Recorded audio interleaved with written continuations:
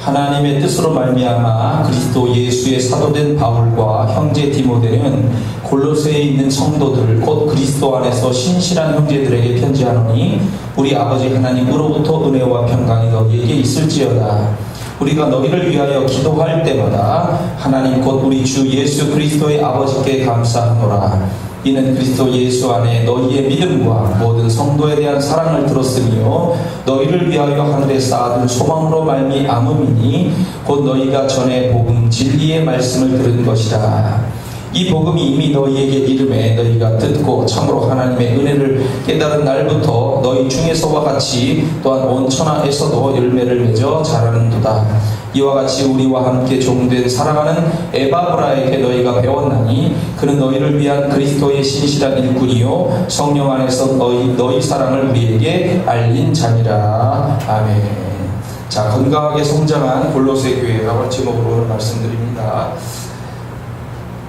자, 사도 바울이 선교를 할 때 1차, 2차, 3차 선교 여행을 했습니다. 1차는 터키의 그레데 섬으로 해가지고 터키가 여기 있으면 터키 중간에 섬이 있고 요 위로 올라가서 요렇게 요 가운데 지역을 이렇게 선교를 했고요.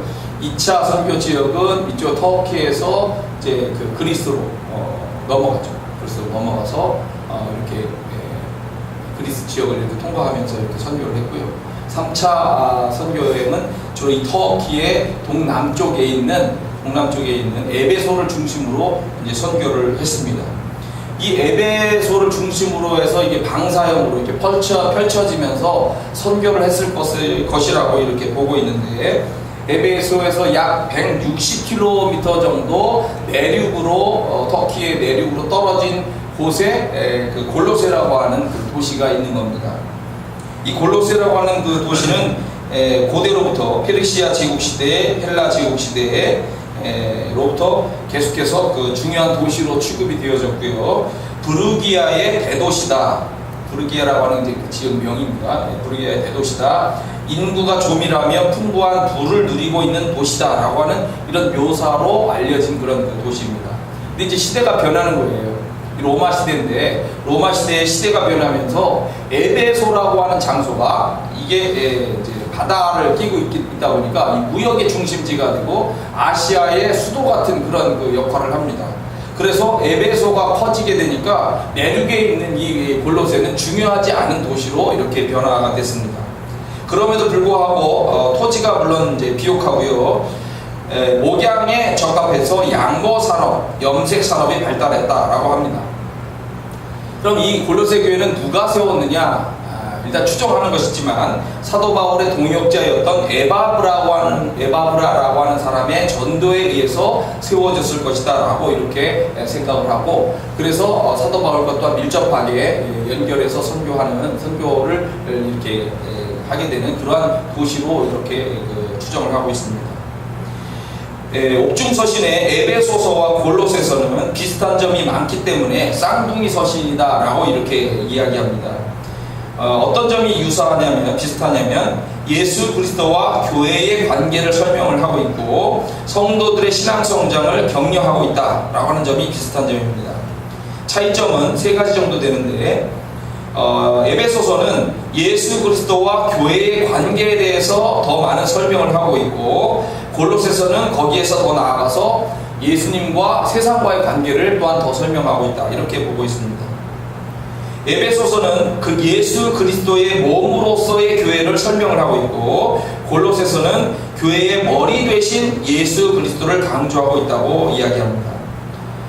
그 다음에 에베소서는 이단들이 있었는데, 그 당시 이제 그 율법적인 것도 있고 영지주의가 있는데, 여하튼 이단들과의 싸움에서 간접적인 싸움들을 하기 때문에 좀 부드러운 그런 표현으로 묘사를 했고, 골로새서는 직접적인 싸움들이 있기 때문에 좀 강하고 거친 느낌으로 묘사를 했다라고 하는 점들이 조금 차이점입니다.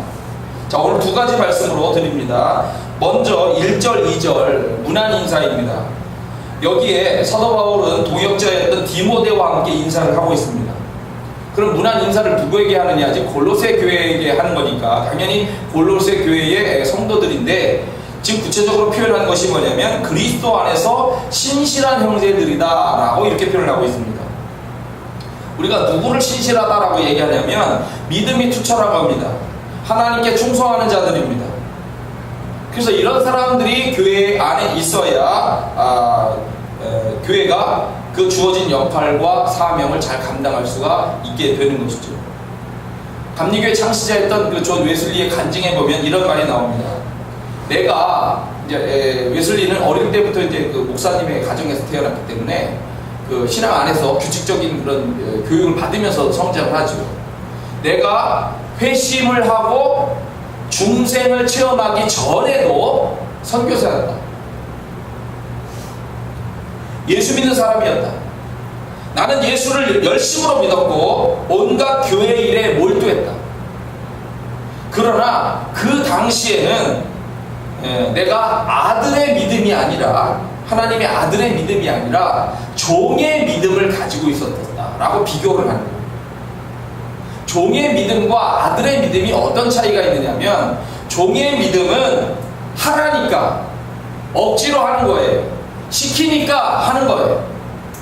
근데 아들의 믿음은 자발적으로 하는 믿음인 거죠. 그래서 나는 종의 믿음을 가졌었다는 것을 이렇게 차이점으로 얘기를 하면서 아들의 믿음을 가져야 한다. 아들의 믿음은 은혜요 축복이다 라고 이렇게 설명을 하고 있습니다. 그러니까 교회에서 우리가 신실하다고 할 적에 우리가 종의 믿음, 가라니까 가고 하라니까 하고가 아니라 자기 스스로가 내가 이게 아버지를 사랑하는 마음으로 하는 그런 자발적인 것으로 이렇게 해야만 이게 신실함이 투철하다, 충성되다 라고 이렇게 이야기할 수가 있다는 겁니다. 진케일이라고 하는 의사가 있었어요. 이 사람은 수술은 사람이 하되 하나님이 고치신다 라고 하는 이런 신앙으로 살았고 그런 책을 또 써서 유명해졌다고 합니다. 근데 이 사람이 믿음의 사람이 된 계기가 있었어요. 자기는 원래 아버지가 이제 그 예수님을 믿었어요. 믿음의 가정에서 태어나긴 했는데 예수님을 잘 안 믿은 거죠. 대학을 다닐 때조차도 예수님을 잘 안 믿었고 의사가 되어서도 간간히 교회에 구경 삼아서 잠깐 그렇게 다닐 뿐이었어요. 믿음이 제대로 된 믿음이 없었어요. 근데 아주 유명한 의사가 됐습니다. 돈도 많이 벌었어요. 그런데 어느 날 가장 사랑하는 어머니가 교통사고를 당해서 쓰러지게 된 거예요. 근데 그때는 마침 휴가 기간이었기 때문에 다들 휴가를 가고 없고 자기 혼자 남았는데 부득불 자기 혼자서 어머니를 수술을 할 수밖에 없는 상황이 된 겁니다. 그는 자기가 유명한 의사지만 이 생명 앞에 당황하기 시작합니다. 그리고 자연스럽게 하나님께 기도를 하기 시작한 겁니다. 하나님 살려주세요. 저는 힘이 없습니다. 눈물로 기도를 하고 수술을 했고 그리고 효험이 있어서 어머니가 잘 치유가 되기 시작한 겁니다. 그 이후로 이 사람은 변화하여 수술은 내가 하지만 고치시는 분은 하나님이시다 라고 하는 이런 믿음을 가지고 살았던 겁니다. 골로새 교회는 나중에 나옵니다만 다양한 문제 앞에 놓여져 있었어요. 믿음이 신실한 형제들이 아니면 교회는 흔들릴 수밖에 없는 것이고 자발적인 신앙이 아니라면 믿음 생활이 늘 괴로운 것이 되어졌을 겁니다. 그런데 이 골로새 교회는 신실한 사람들이 있었기 때문에 그 사람들에게 특별히 내가 무난한다라고 하는 표현을 하는 거죠. 오늘 여러분과 저의 신앙생활을 한번 돌이켜보길 바랍니다. 나는 신실하다라고 말할 수 있는가? 그 신실함의 척도는 내가 정말 자발적으로 하고 있느냐 아니면 억지로 하고 있느냐 이 문제에 달려있다라고 하는 거죠. 내가 즐거운 마음으로 자발적으로 하나님 앞에 섬기고 그 은혜에 감사하고 이렇게 반응하며 살고 있는가 라고 하는 그런 걸 생각하면서 내가 그렇게 여러분과 제가 그런 사람이 되기를 축원합니다. 어떤 교회나 조직이든 신실한 사람들이 만들어가는 거예요. 자, 그다음 두 번째 중요한 문제, 건강하게 성장한 골로새 교회의 이야기입니다. 우리가 너희를 위하여 기도할 때마다 하나님 곧 우리 주 예수 그리스도의 아버지께 감사하노라 하면서 감사 이야기를 하는데 이것이 기도할 때마다라는 말이 사실은 늘입니다. 늘 내가 너희들을 위해서 기도하면서 감사하고 있다. 그 감사하는 내용이 뭐냐? 너희들이 가지고 있는 믿음 그리고 사랑, 소망 이것이 너무나도 칭찬받을 만하다는 얘기죠. 하나님에 대한 믿음, 성도들 간의 사랑, 하늘에 쌓아둔 소망, 이것이 잘 이렇게 되기 때문에 그것이 볼 때마다 감사하고, 그리고 너희 교회가 그게 건강하다는 증거다라고 또 인정을 해주는 거예요.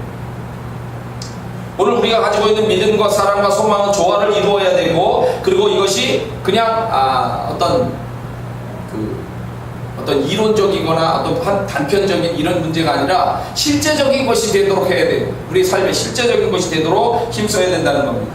골로새 교회 안에서 복음은 잘 자라서 열매까지 맺게 되었습니다. 그렇기 때문에 사도 바울이 감사하는 겁니다. 또 이 교회가 잘 성장하게 된 것은 사도 바울과 함께 종된 에바브라에게 잘 배웠기 때문이에요. 에바브라라고 하는 사람은 골로새 교회 출신으로 알려져 있기도 합니다만, 골로새 교회를 위한 그리스도의 신실한 일꾼이요, 성령 안에서 골로새 교회의 사랑을 사도 바울에게 알린 자로서 이렇게 소개가 되고 있습니다. 사도 바울은 에바브라의 사랑의 선교를 인정하였고, 그에게 배운 골로새 교회의 성장을 인정해 주고 있다라고 하는 겁니다. 잘해서 열매를 맺으니 너무 고맙고 감사하다. 미국의 매사추세츠주의 한 동리에서 있었던 실제적인 일입니다. 14살 된 윌리엄이라고 하는 소년이 있었대요. 근데 이 윌리엄은 동네에서 아주 평판이 굉장히 나빴어요. 학교에서도 그를 지도할 수 없는 아이로, 아주 거칠고 못된 소년으로 이렇게 평가했습니다. 근데 중요한 것은 다른 아이들에게 영향을 줄 때 좋은 영향을 주는 것도 있고 나쁜 영향을 줄 수도 있는데, 이 윌리엄의 이 거친 못된 버릇과 이런 것들로 인해서 이 다른 아이들에게까지 나쁜 영향을 자꾸 미치게 되니까 지금 긴장하는 상태가 된 겁니다. 근데 새로 부임해 온 교사 한 분이 있었는데, 이 교사는 윌리엄 소년에 대한 이야기를 듣고서 내가 한번 지도를 좀 해보겠다. 그러니까 동료 교사들이 다 말렸어요. 괜히 봉변이나 나간다, 손대지 말아라 하고서 만류를 했는데, 내가 해보겠다 해서 그 소년에게 가서 차근차근 관찰하면서 그의 형편과 성격을 분석했습니다. 희망이 없다고 낙인 찍히고 틀림없이 악한 사람이 될 수밖에 없다라고 인정을 받았던 이 윌리엄 소년을 계속해서 친절을 베풀고 이해하고 끈기를 가지고 지도해 가기 시작을 했습니다. 이 못된 소년에게 이 교사는 사랑이 무엇인지를 가르쳐 주었습니다. 선과 악이 무엇인지를 가르쳐 주었습니다. 참된 자존심과 포부를 넣어 주었습니다. 눈물로 씨를 뿌리듯이 계속해서 그 교사는 헌신했어요. 그런데요, 놀라운 일이 생기기 시작한 거죠. 그 뿌려진 씨앗이 싹이 트고 뿌리를 내고 자라기 시작한 겁니다. 이 윌리엄 소년이 어느 날부터 나쁜 버릇을 버리게 됐습니다. 그리고 밤잠을 안 자며 자신의 미래를 위하여 공부를 열심히 하기 시작을 했고요. 그리고 못 간다던 대학에 진학을 하게 된 겁니다. 그리고 대학을 졸업할 때에는 우등생이라고 하는 명예로 졸업을 했습니다. 그리고 계속해서 공부를 했는데 법률을 공부했습니다. 그리고 법률 공부를 마치고 성장하여 미국 대법원의 부판사가 되었다고 합니다. 그런데 그것만이 아닙니다. 그 이후에 이 윌리엄은 뉴욕주의 주지사가 됐습니다. 그리고 나중에는 미국의 국무장관의 자리에까지 오르게 되었다고 합니다. 어려서 몹쓸 인간으로 점찍혀서 버림받았었지만 이 아이 안에도 하나님의 형상이 숨어있다 라고 생각하는 이 교사가 가지고 있는 믿음, 그리고 사랑, 소망의 이런 지도를 통하여서 이 아이가 위대하고 뜻깊은 일생으로 변화되었다는 거예요. 또 이런 이야기도 있습니다. 한 아가씨가 스코틀랜드 주일 교회학교, 이제 일반 장로교에서는 주일학교라고 하고, 우리도 옛날에는 주일학교라고 했어요. 감리교에서는 요즘에는 이제 교회학교라고 이렇게 부르는데, 여하튼 교회학교도 주일학교. 스코틀랜드 주일학교, 교회학교에서 장난꾸러기 소년만 모인 반이 있었답니다. 하도 말썽꾸러기들은 편한단 말이에요. 근데 이 반을 내가 책임받겠다라고 하는 나선 어떤 선생님이 있었어요. 그 선생님이 아이들을 맡았는데 그 아이 중에서 제일 못된 아이가 누구냐? 오비라고 하는 아이예요. 정말 골칫거리 아이였습니다. 교회 학교에서 이 선생님에게 그 아이에게 줄 새 옷을 하나 주면서 그 보비의 집에 가가지고 그 아이가 출석을 잘 하도록 격려해 주시오라고 이제 그 이야기를 했고, 선생님이 그 아이에게 줄 옷을 가지고 집을 찾아갔어요. 찾아갔는데 보니까 씻지 않아가지고 땀물이 줄줄 흐르는 그 얼굴에다가 머리는 빗질을 하지 않아서 헝클어져 있었고, 그가 입고 있는 옷은 진흙에 뒹굴어서 거의 걸레가 되어 있었어요. 선생님은 그 아이를 씻기고 새 옷을 갈아입혔습니다. 그리고 교회에 잘 나오거라 하면서 부탁을 하고 부드럽게 이야기한 후에 돌아왔어요. 그런데 이 보비는 또 더러워졌고 교회에도 나오지 않았습니다. 여선생님은 또 보비를 방문하죠. 그런데 지난번에 입혀놨었던 이 새 옷이 여전히 망가져졌고 걸레가 되어 있었더라는 거예요. 얼마나 지독하게 놀고 막 이렇게 뒹구는지. 그래서 한 벌의 새 옷을 또 선물하고 잘 탈렸습니다. 그런데도 이 보비가 달라지지 않는 거예요. 선생님이 힘이 빠지죠? 교회 학교 그 부장 선생님을 찾아가서 이제 내가 더 이상 어떻게 할지 모르겠습니다 라고 이렇게 얘기를 하는데, 그 부장 선생님이 용기를 잃지 말고 계속해 노력을 해보십시오 라고 격려를 했습니다. 그래서 이 여선생님이 계속해서 그 아이에게, 보비에게 믿음을 가르치고 사랑을 가르치고 소망을 가르치면서 정성을 쏟았어요. 그를 위해서 기도했어요. 그런데 그것이 결실을 맺기 시작하는 거죠. 이 아이가 자라면서 변화되기 시작합니다.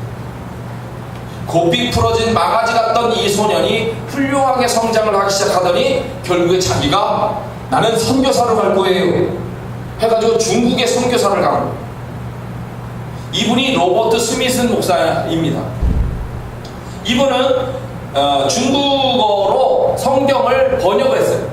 그래서 중국어로 된 성경을 이렇게 펼치면서, 중국이 지금은 공산화돼서 지금 어려움이 있었지만 전에 그런 선교사들의 노력 때문에 성경이 퍼지고 수백만의 영혼들이 주님 앞으로 돌아오는 그런 그 계기가 되었다는 거예요. 하나님 안에서 잘 배운 믿음, 사랑, 소망, 이것은 크게 자라서 열매를 맺게 되는 겁니다. 우리의 모습 속에서도 이런 모습이 있어서 감사할 것이 많기를 바랍니다.